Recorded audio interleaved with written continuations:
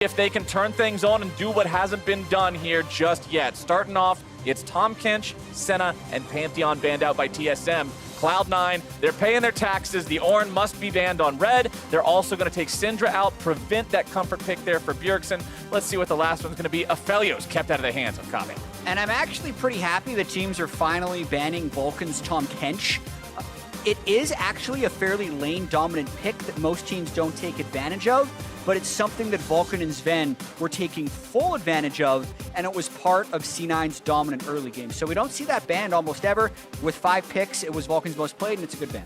Well, you can see Sett locked in here immediately for TSM. Look at that win rate. He's almost 70% win rate here in the LCS. The champion has seen a ton of success. Pretty safe to pick early on as well. The response from Cloud9 will be to grab the Misfortune and the Lee Sin early jungle pickup here for Blaber. Yeah, C9's fast in Champ Select as well as in-game. Those are relatively generic picks.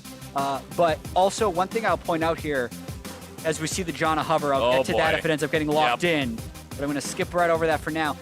It does look like TSM is looking like slightly more comfortable picks. They've definitely been a team that has been almost over-experimenting. The fact that Broken Blade has played 11 unique champions in 12 games is kind of absurd in LCS. Yeah. But the Xayah Rakan is bread and butter for this team. The most played for Kobbe and Biofrost at 4 each, now 5. And one, if we're talking about bread and butter, one of the most basic counters to Rakan is Leona. When he goes in, she's pretty adept at shutting him down and just being a better straight-up fighter than he is. Champion also provides a lot of lockdown, so Misfortune can get off some really powerful ults if they're caught up in the CC chain. It's kill lane if you're playing it properly, just with the CC chain. Famous LCK support called Gorilla, who's had many notable Worlds runs, once said this matchup is determined by who has the better fingers. Because actually, you gotta be really quick as Leona to land CC is the way Rakan comes in. Some people once thought it was a counter matchup, but it definitely can go both ways. Let's see how the bans are going to come through now. Remember, it is both bottom lanes locked in now, and what we're assuming is top lane for TSM and the jungle for Cloud9. So mid lane focus could continue to come out here, but it looks like Gangplank will be target banned away from Licorice. Gragas also going to be banned away from Dardoch here by Cloud9. And we don't know if that Sett is a jungler, which makes these bans a little bit more blind by Cloud9. So yes, they did ban Gragas and Sejuani, but that has been a pattern of TSM drafts kind of throughout the whole year, where they'll lock a very early pick like a Qiyana or a Sett, and then Broken Blade or Dardoch or even Bjergsen will play it. So TSM, we're going to start to see their team composition come together really as it ends, which means Cloud9 has basically been having to draft into blind matchups. Cloud9 seems to be comfortable with the idea of if he is the jungler, they want to ban out if he's not. TSM going to put 2 bans towards that top side, keeping Licorice off yet another one of those blind pickable top laners. They know their opponents have both solo lanes left to pick. They probably want to give Nisqy advantage if they can, so make it harder for Licorice to blind pick. Makes sense. What'll it be, though, here for C9? Or, hey, maybe if you want to give Licorice the counter pick, it's easy enough to put Nisqy on this champion. We've seen him perform on plenty of times.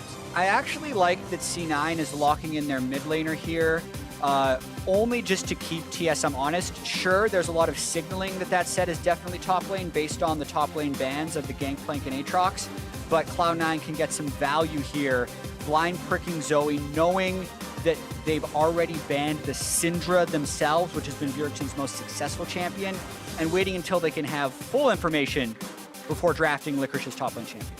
Okay, there you go. Ooh. It's Bjergsen on Zilean, which is a champion we've seen him have some pop-off games on in the past. Jarvan picked up as well. Means Dardoch will be on the Jarvan there in the jungle. That means Sett is definitely in the top lane. And the pick for Cloud9 is Shen to deal with him. So that's an interesting one that we really haven't seen that much of. Oftentimes you do see an Aatrox into Sett, or even a Kale, which is something that TSM tried last week.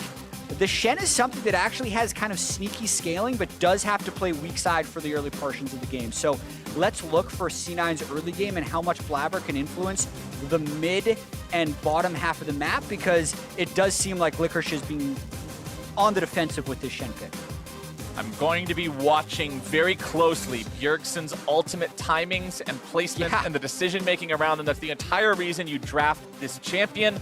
Bjergsen has, as I've already said in the past, showcased an ability to have a really good understanding of when somebody's in danger and when they're not, and how to get those ults off successfully. And him being able to save somebody from a Sleepy Trouble Bubble or a Leona CC chain is the difference between winning and losing these fights against a team that has honestly just been on another level of coordination compared to all their opponents in this. Yeah, Bjergsen has played the Zilean once this split. It was in a loss earlier on in the season towards TSM.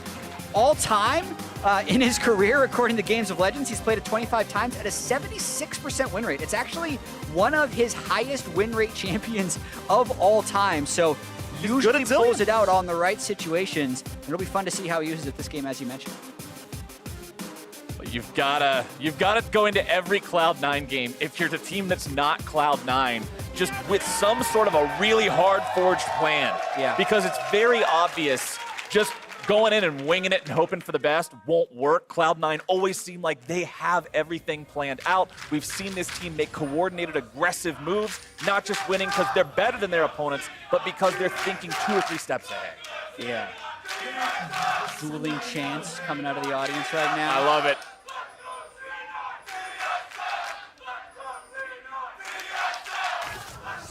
It is interesting to me how the TSM cadence is being disrupted by the C9 chants. It's almost like the TSM was going in 2 syllables instead of the normal 3. That's the power of TSM Cloud9. is bending to Cloud9's will. Cloud9 is so strong in this split so far. They have even managed to warp the one chant that permeates all international competition as Licorice finds himself eating a little bit of damage here on the top side. TSM going for something cheeky, but they'll only get a little bit of damage. Licorice not going to quickly use any of those summoner spells for no reason. And honestly, no big deal. Yeah, interesting how C9, Vulcan, and Zven actually invaded red side, but didn't even opt to drop that early game ward on the Jarvan. That's usually what will happen when a team invades top side, but maybe they're just confident enough that he's going to start there anyway and they want to save their ward for later. You can actually see C9 ended up warding right here, which would generally be the path that Jarvan has to walk through if he ends up doing a level 2 gap. Just making sure they're careful about Dardoch having that level 2 opportunity to get into a lane. Jarvan, a champion that's very adept at just needing those 2 levels to make something happen early on. Even if it's just getting himself a flash. Broken Blade with a cheeky face breaker there to grab a little bit of damage onto Licorice's Shen. As you said, Licorice will be playing off the back foot for most of this lane. Yeah. Most likely, that's pretty much the story of any melee matchup into Sett. He just tends to dominate them pretty heavily.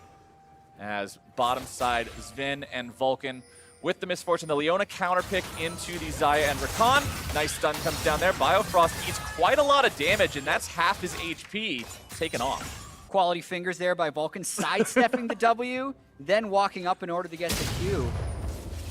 Nisqy already getting that mid shove early on Bjergsen. And let's focus in on this Zilean versus Zoe matchup a little bit, because I'm really fascinated by how it's going to play out.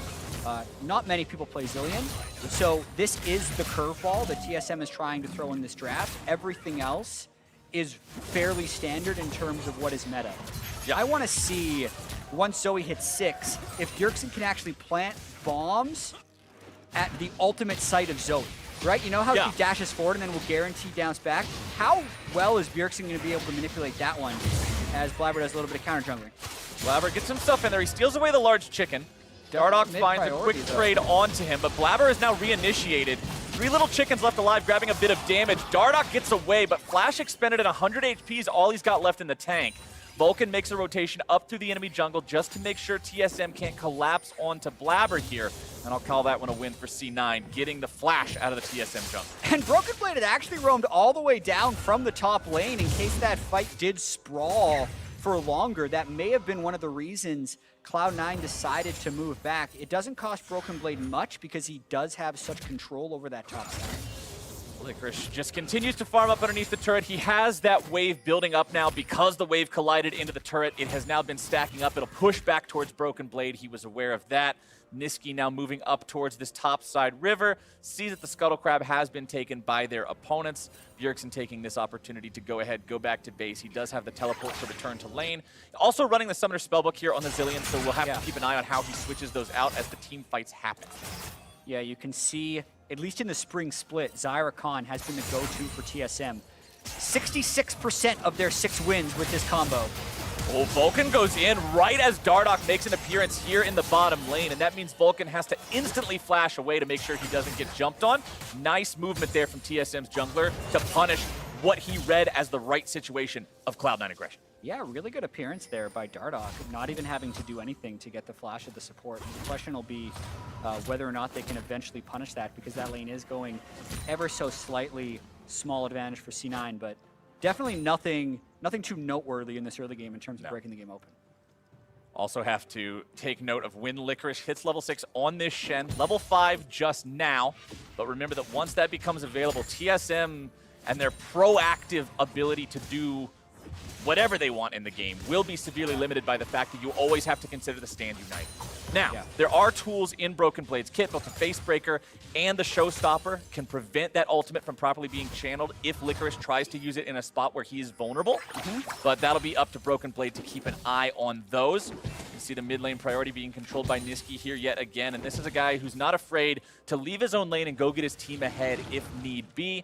Right now, he will walk through the bottom side of the TSM jungle, lay down some vision as he goes, but considering Kobbe and Biofrost are all the way underneath the turret, there's not much of a play to be made here. Yeah, it's actually pretty interesting looking at all of C9 stats. They're basically all really, really good. So sometimes it's hard to find differences, but just comparing like the C9 players to the TSM players, this split. All 5 members of C9 have better KDAs than anyone on TSM, just because they've been so dominant, and when you don't lose any games, you don't die, so your KDA becomes better. Right. In terms of CS difference in the laning phase at 10, the only player that is negative on the team is Nisqy. Everyone else is positive for C9 and also above everyone else on TSM, so this isn't to say that what Nisqy is doing is wrong. It is to say that he is willing to sacrifice a small amount of CS to help everyone else. And as the Dragon is taken by the side of Cloud9, TSM has to assume, yes, the jungler is down there. They know they can make a play on the top side with a numbers advantage, and they get the flash of the Licorice. And if those of you weren't watching Countdown, Mark did a great segment on how well Licorice plays weak side top lane, because that's a situation where he got ganked by the enemy jungler, his jungler isn't there, and he actually needs to push in the wave, otherwise it's going to freeze. But he burns his flash, and C9 end up getting the first Infernal Drake, and Blaber gets further ahead on experience. So unless that flash eventually gets punished, that is strictly a win for C9. Gotta love a top laner who you can depend on him to carry, but also just say, hey, we're gonna need you to sit underneath the turret and just not do anything in this game. It's that versatility that makes you not just good at one type of League of Legends, but the ability to adapt to all sorts of different metas is why I have such high hope for this team, why I think a lot of people are getting excited about this team. They're able to not just be pigeonholed into one specific way of playing the game. This is a really early roam by Vulcan. Look at the Leona on the minimap. It's before the 8-minute swap. They might be considering a dive? It's a Sett, though, and that Leona still doesn't have his ultimate. All right, they're just taking blue buff. They're just trying to split up the jungle. I'm always going to approve a play that involves not diving Sett, because I think the vast majority of times diving Sett is really bad. Agreed. So see, the ratio of failed dives that also include Sett is really, really high in the LCS. His grit shield is just so absurd, as well as just the ultimate being able to keep someone in turret aggro while also taking you to safety. Yeah, it's good not to dive him. But also, they ended up getting a nice invade. Bjergsen really relies on blue buff, especially on Zilean, who has very high mana cost. So pretty intentional here that Vulcan uses that roam timing to deny. It was actually a denial of Bjergsen's blue buff. And as we're talking about the good things about C9, I want to make sure that I bring up the fact that this game's still 0-0. And despite the fact that you mentioned those very good laning stats for Cloud9, how they're all always off to a good start, TSM is the team that's up a few hundred gold now just because of turret plate advantages, because of farm advantages. This is the team that is currently winning just passively playing the game compared to their opponents. They're also looking to take this Rift Herald now. We'll see if Licorice or anybody else from C9 is able to stop it. Doesn't appear to be so, and that's Rift Herald picked up for the side of TSM.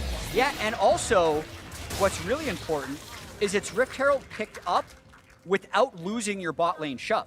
Like, sometimes teams will over-prioritize Rift Herald, then you'll look down in the bottom lane, and you'll see their turret is low on plates. Notice how TSM's bot lane turret is completely healthy while they're able to get this Rift Herald. So, yeah, Captain Flowers, the first 9 minutes have been well played by TSM. Licorice tried to dash through Broken Blade there during the Haymaker, but the hitbox actually starts at the base of the champion, not the start of the rectangle as it appears, so he couldn't get behind him in time, still took a boatload of true damage. The trade ends up going pretty even, but you can see Broken Blade building himself up a 20 CS lead over his opponent there in that top side with this set. There's a reason it has a 70% win rate in LCS. It's just so damn difficult to deal with this guy in a 1v1 situation, as Vulcan and Zven now have the opportunity to push up this bottom lane, get it underneath the turret, maybe take some plate money for themselves. Nisqy goes over the wall. Okay. But the chicken is taken out there as Bjergsen will just farm up these minions. Nisqy won't get too much of an opportunity to pour too much damage onto him. Yeah, mid lane is currently experiencing what we call blue buff difference, where one mid laner gets to spam everything and the other one doesn't. Dardoch is able to make sure he secures his Raptors, so that blue buff difference ends up not mattering that much. And now TSM's bringing the farm up top. This is a party. Broken Blade, he flashes into the face breaker, into the showstopper, and there you go. First blood for TSM. Dardoch summoning Shelly with 4 people here. They're going after the turret. Ben does a good job utilizing the ulti to keep the minion wave away. Biofrost already going to be killed here in retaliation. Over the wall goes Blaber. He's able to find the damage onto Dardoch. It's a 2-for-1 for C9. Shelly gets 2 plates to make the gold come out even, but C9 bites back. There was about 4 seconds where it looked like TSM was winning. Right after they get first blood, you're like, they get first blood. I don't even have time to say they still have Rift. And then they're double killed. Just like that. Now C9 can rotate down with these death timers and secure Drake too. This play right here is really good. They do the swap. They already have Rift. The idea is kill Licorice, drop Rift, get the plates, rotate down for Dragon. So from here, awesome. They probably don't need to use the Rakan ultimate, but that's fine. Here though, you don't expect C9 to go in so aggressively knowing their player's still dead, but Nisqy is here, Bjergsen is not. So it's actually a 4v4 where one team has ultimates and the other team doesn't. That's why C9 is able to win this. They burn Leona ultimate and MF ultimate to get the win. And that fighting up top will continue while Blaber takes the Drake. Vulcan's in a bad spot here. TSM going to be bringing in another body here through the TP. Vulcan gets himself away. It's Licorice underneath the turret. Turret still has 1.5 plates worth of HP. TSM with 4 members here in the top side. Vulcan thinking about whether or not it may be worth to try to help his ally. Licorice will be dove on there, trying to just buy as much time as possible. Vulcan wanted to hang around, but is he hanging around too long? Nisqy makes his way up here into the fight now. Ulti comes out from Kobbe, but he's going to be finished off. Zven now able to put down a lot of damage onto these guys. Free firing Vulcan here on the front line, now going to be blocking up everybody from making their way into the fight. Into the stasis he goes. Still there in vulnerable range as there comes your showstopper, but the show is stopped for Sett. Dardoch's underneath the turret. Biofrost very low. Bullet time, baby! It's not going to find the kills, but it makes TSM head for the hills. Nisqy goes forward. Another bomb strapped to him. Can he find the damage? The Drowsy is down. The Battle Star is weaved through TSM. And C9 are 5-3. The Shed ultimate at the end, Captain Flowers, to keep Nisqy alive, going through. I can only say so many words per minute, man. That was an incredible fight, and this is the thing that sometimes sets C9 apart. Blaber wasn't there. That was an undermanned fight.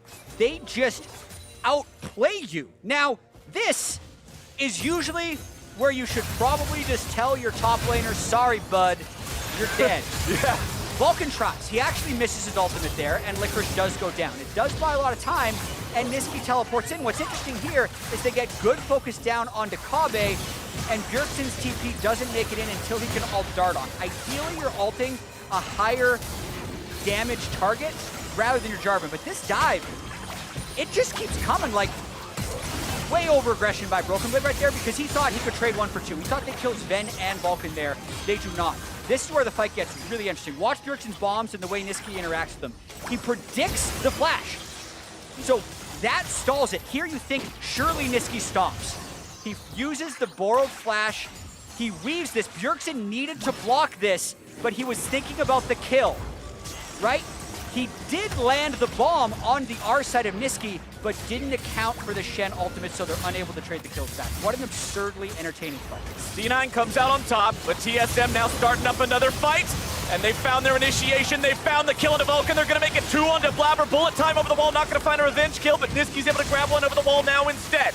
Dardoch under pressure in his own Cataclysm. Nisqy looking for the damage, instead Nisqy's gonna be killed, tries to fire off the Sleepy Trouble bubble, but he is gone. A double kill for Bjergsen, and TSM take that fight. TSM will not go quietly into the sea, Captain Flowers. They're willing to fight for their spring split. Kills are 6 and 6, TSM is 6 and 6. They're trying to break this open in a positive way. This TSM looks They're going. much better than the team we saw lose to CLG. That must have been a wake-up call for them, as now it's a 3v1 play coming out again. Vulcan will move up. He will try to protect his top laner, and he will fail. Zven manages to join the fight. That's he puts some auto attacks into Broken Blade. 2 more will do it. There you go. Double taps him with that as Dardoch runs away through the brush. Bjergsen still maintaining his position up here on the top side. Biofrost has the opportunity to jump on Zven, but does not want to take it. They know Blaber is nearby.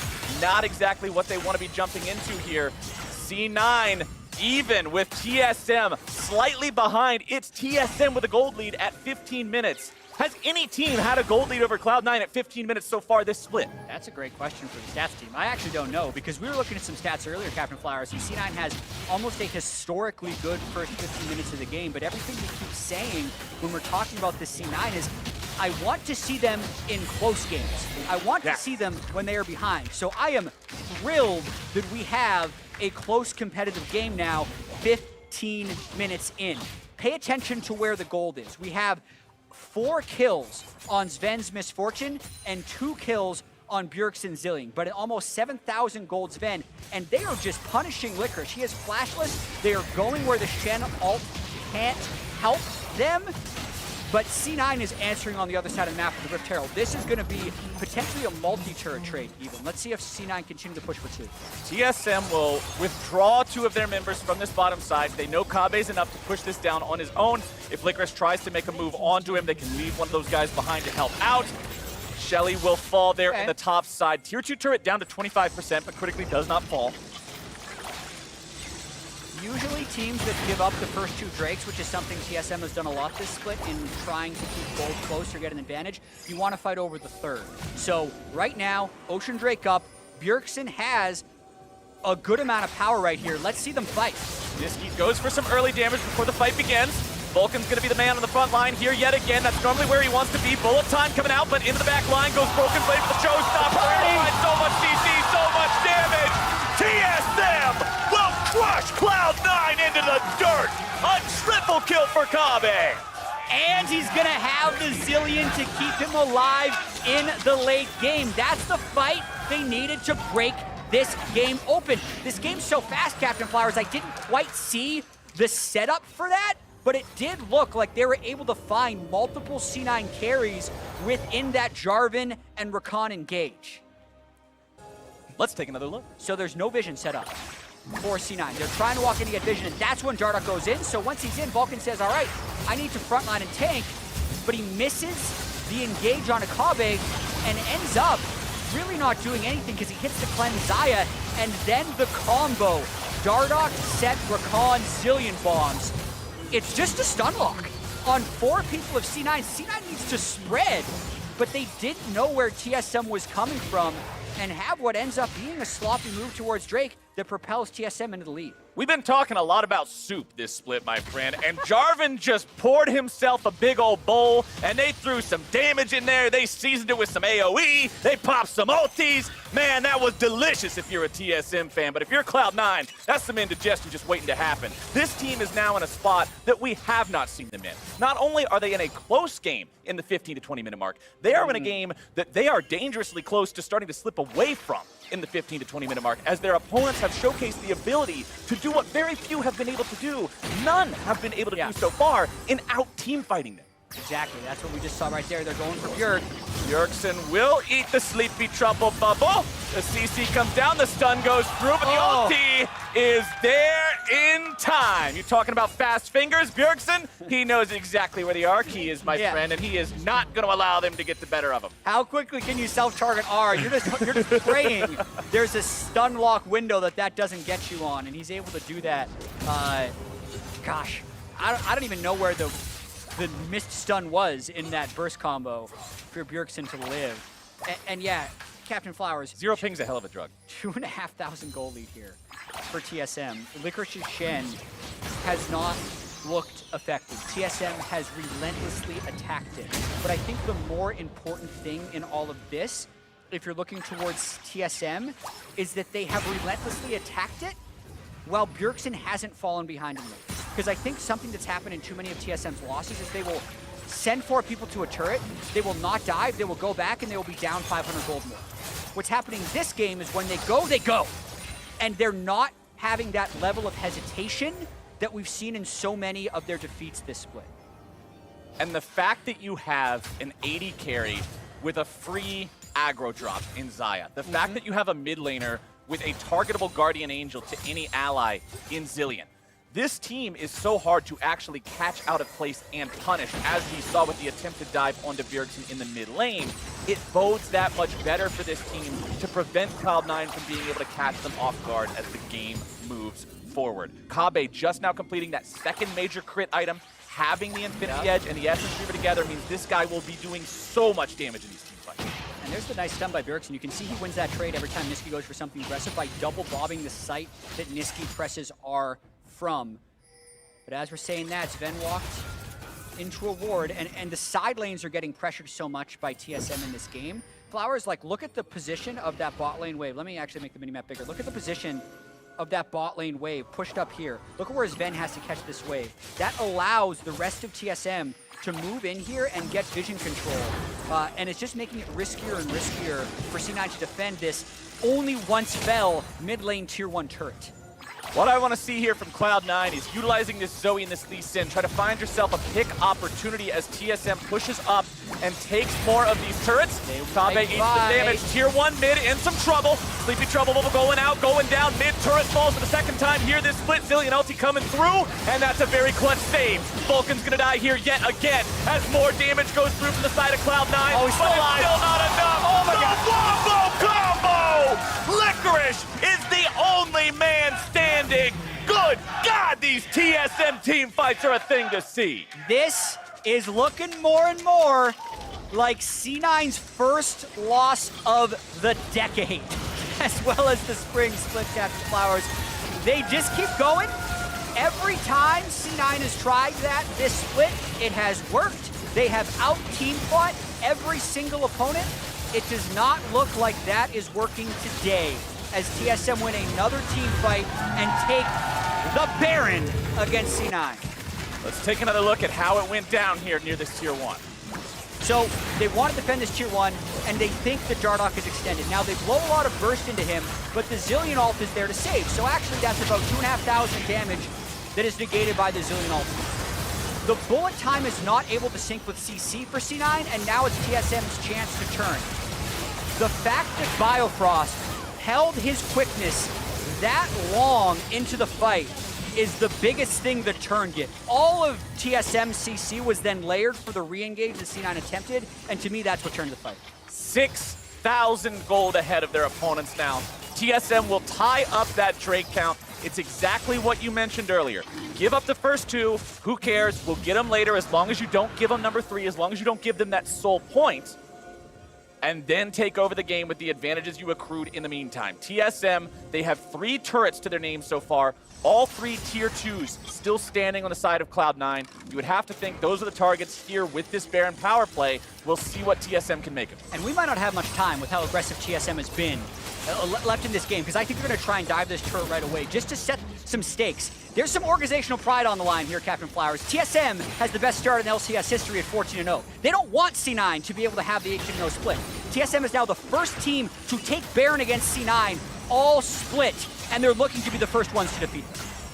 A team that has fallen from grace since their years of domination, fighting for one of those titles they established a while back, one of those streaks that they were able to have running for so very long. We'll see if they can stop that Cloud9 war machine. It's looking good. Broken Blade, making sure those minions stay enchanted there in the mid lane. They take down that tier 2. The gold lead gets to almost 7,000 here now. Baron still with 60 seconds left to go. Don't want to say must win for TSM, but this week, when you look at it on the calendar, was a huge test. They play C9 today, and they play FlyQuest as well, the top 2 teams in the LCS. They need to win these games, and they need to make this Baron count. Well, here it goes. Vulcan and the rest of Cloud9 are deciding they're going to fight here at the Tier 3 turret. Nisqy's in trouble, and with your mid laner already down, it's never a good sign. Dardoch has fallen on the side of TSM. It is a 4v4. Cloud9 contemplating, do they want to continue fighting here or just let the inhibitor go? Looks like letting that inhibitor fall is the choice, and it's an even trade. So 1 for 1, but the inhibitor goes over to TSM. They'll take it. That's now a 14-stack Medjai's on Bjergsen and a 3-item Kobbe. So they're confident they're going to be powered up for the next fight. I think the biggest things to look for in the upcoming fights is just Bjergsen's health bar. He's 509. He's the guy that can save others the same way that TSM has been attacking Licorice to prevent Stand United. C9 need to attack Bjergsen to prevent the Chrono Break. There's no cleanse, there's no QSS, there's no Mikhails. If somehow Vulcan or Licorice's Shen or Blaber's Lee can get an engage onto Bjergsen, I think that's the only way C9 comes back here. But it must be flawless. Even a fraction of a second that you give him to cast his R. Spells have a 0.25 second cast time in League of Legends. And if you're given that quarter of a second, the plan fails, Bjergsen gets his revive, and we've seen what happens time and time again this game. Yeah. Cloud9 is running out of chances here. 7,000 gold down. They still have 2 inhibitor turrets remaining they could attempt to defend. A tier 2 as well, but the fight is going to be started now by Dardoch and the rest of TSM. Solar Flare's not going to find much. Zven's on the front line. That's not the guy you can afford to lose here early on in the fight. The bullet time goes through, but Zven's going to be killed here and now. Over the wall goes Dardoch. He's sleepy, he's in trouble, but he's resurrected. Bjergsen is right there, ready to go. Nisqy's got the bomb on his head. Safeguard's not enough. C9 carries down. Bjergsen now dominating. Without the Baron, they look to end this game. It's 5v3 on the Nexus turret. It's Cloud9 having to defend their Nexus. They cannot do it. Nexus turret number 1 falls. Nexus turret number 2 under pressure. Blaber goes in, but he cannot defend. If it bleeds, you can kill it. And Cloud9 are defeated by TSM. Right when TSM needed it most, they pull out the victory against the previously undefeated and what looked to be unbeatable Cloud9. And there have been a ton of questions, valid questions, about TSM this split, Captain Flowers. They have looked bad at times. Yeah. They have looked awful. Just last week, they lost to CLG. They lost to the last place team last week, as you said. But here today, I think that experimentation that they have been doing in their champion select found a level of stability. They went back to the Xayah, their most successful duo. They now move to 5-0 on the split with that. And the one curveball they threw was Bjergsen's Zilean, one of his best champions of all time when he plays it. And they made it look good. There's a reason he's got that 75% win rate on this champion. What a showing from him and all of TSM. After the break, pastry time, we'll talk with the Zilean god himself about how they took down Cloud9. You do not want to miss it. Stay right there.